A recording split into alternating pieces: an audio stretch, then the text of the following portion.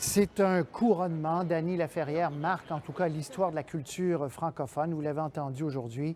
Il est devenu le premier Québécois, premier Haïtien à être élu à l'Académie française. Maxence Bilodeau, notre collègue, était avec lui à Port-au-Prince quand il a appris la nouvelle. L'éditeur René Saint-Éloi se rend à la chambre de Dany Laferrière qui vient tout juste d'apprendre par SMS son élection. Félicitations. On les a. Mon frère. Félicitations. Ils ont envoyé 13 voix de majorité au premier tour. Aussitôt élu, aussitôt une première entrevue à RDI, où Dany Laferrière parle déjà comme un académicien quand on lui demande quand il entrera en fonction. On n'est pas pressé, vous savez, dans cette maison. Ça fait 10 minutes que je suis là, mais je commence à parler. On n'est pas pressé. On n'est pas là pour bousculer le temps. Vous approchez. Mais aujourd'hui, le temps va se bousculer. Les journalistes du Québec appellent les uns après les autres. Dany Laferrière réussit finalement à se rendre à une rencontre littéraire où là, il est attendu par les journalistes haïtiens.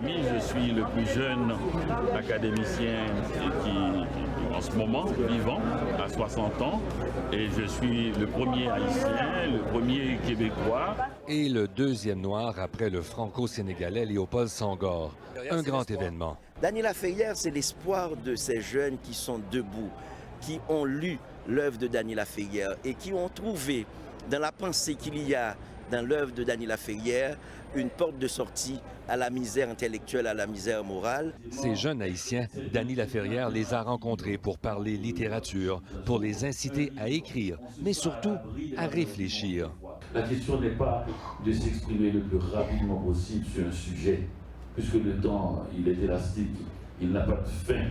On attendra ce que vous avez à dire si vous avez quelque chose à dire. Je crois que dans le désir de faire quelque chose qui dépasse notre modeste personne, il va y avoir sûrement quelques jeunes qui vont tenter leur chance, qui vont hausser la barre, et puis il n'y a pas de limite, quoi.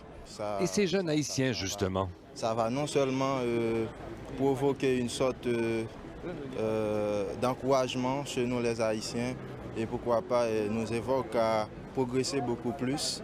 Une si belle journée mérite une photo de famille. Maxence Bilodeau, Radio-Canada, Port-au-Prince.